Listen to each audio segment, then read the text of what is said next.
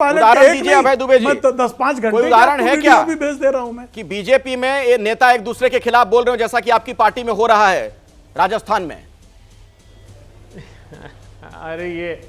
अरे अखिलेश जी, सुर्खियां भरी पड़ी है अखबार की। बीजेपी कार्य समिति की बैठक में गुटबाजी, दैनिक भास्कर की खबर है। बिना भाषण निकल गई वसुंधरा, कटियार बोले मैडम ही जाने क्या बात हुई। अभी विधायक को वसुंधरा गुट के विधायक माइक छीन लिया साहब मंच पर से। इतनी चरम पर भारतीय जनता पार्टी में गुटबाजी है। राजस्थान के चप्पे चप्पे को पता है कि पहले जब सत्ता में थे तो भीषणतम भ्रष्टाचार में डूबे हुए थे, प्रतिपक्ष में है। हम तो चाहते थे कि प्रतिपक्ष मजबूत हो ताकि एक स्वस्थ लोकतंत्र राजस्थान में रहे, लेकिन फिर भी अशोक गहलोत जी की सरकार ने पारदर्शिता रखी। मगर ये बड़ा दुखद पहलू है कि भारतीय जनता पार्टी वहां जीर्ण शीर्ण अवस्था में है। और विश्वास मानिए, दोनों एक अच्छे तालमेल के साथ लड़ रहे हैं, सचिन पायलट जी, अशोक गहलोत जी।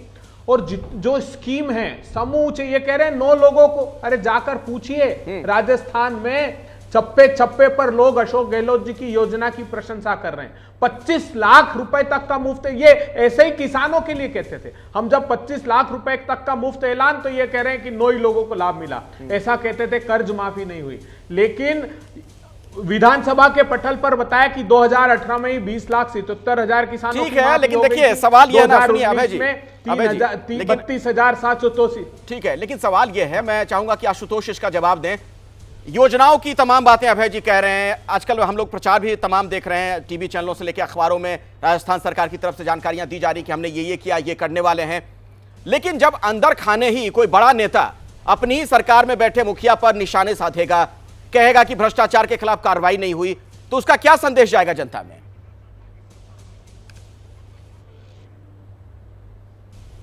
हाँ, लेकिन उसका एक संदेश तो ये भी जाता है ना कि सचिन पायलट लगातार ये कह रहे हैं वसुंधरा राजे सिंधिया के खिलाफ जांच होनी चाहिए। तो अगर ये संदेश जाएगा कि अशोक गहलोत जो है वो भ्रष्टाचार के खिलाफ कार्रवाई नहीं कर रहे हैं, तो दूसरा संदेश ये भी जाता है कि वसुंधरा राजे सिंधिया के अंतर्गत भ्रष्टाचार हुआ है। देखिए, जो कुछ सचिन पायलट और अशोक गहलोत के बीच में हुआ, उसे मेरा साफ तौर पर मानना है कि कांग्रेस पार्टी ने अपने पैरों में कुल्हाड़ी मारी है। कांग्रेस पार्टी को इस पूरे दोनों नेताओं के बीच का जो झगड़ा है, उसको बहुत पहले उसको सुलटा लेना चाहिए था। जिस तरीके से ये झगड़ा बढ़ता गया, उससे मुझे ये आशंका जरूर पैदा हुई थी कहीं कांग्रेस पार्टी पंजाब 2 न कर दे राजस्थान के अंदर।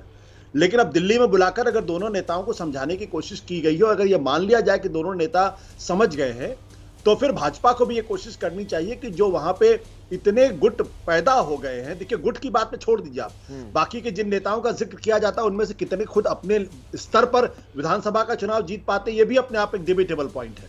लेकिन इसमें कोई दो राय नहीं है कि वसुंधरा राजे सिंधिया एक बहुत ही पावरफुल और कद्दावर नेता है। और इसका नतीजा भारतीय जनता पार्टी को जो बाईपोल इलेक्शंस हुए थे पिछले दिसंबर के महीने में 2022 में, अगर आप उसके नतीजे ही देख लें तो भी आपको अंदाजा लग जाएगा। राजसमंद के उपचुनाव में बीजेपी जरूर जीती, लेकिन 2 विधानसभा सीटें वो हार गई। और जैसे धरियाबाद की सीट थी या सरदार शहर की सीट थी, तो बीजेपी क्यों हारी वहां पे? बीजेपी इसलिए हारी क्योंकि वसुंधरा राजे सिंधिया चुपचाप बैठी हुई थी। तो इसलिए बीजेपी के लिए यह महत्वपूर्ण है कि वो वसुंधरा राजे सिंधिया को कैसे मनाए। अगर उनको ये गुमान है कि वहां शेखावत जी चुनाव जिता पाएंगे, तो एक बार शेखावत जी को चेहरा बना के भारतीय जनता पार्टी में चुनाव लड़के देख ले और वसुंधरा राजे सिंधिया। ठीक है, तो आशुतोष जो कह रहे हैं उसी से जुड़ा मेरा। जैसे ही घड़ी का काटा दोपहर 2:30 पे आए, बबीता जी का दिल सास बहू साजिश के लिए मचल जाए।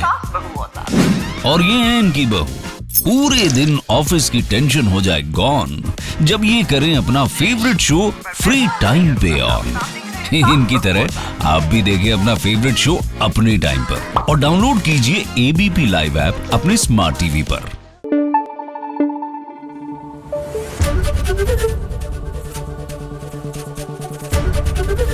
एबीपी न्यूज आपको रखे आगे।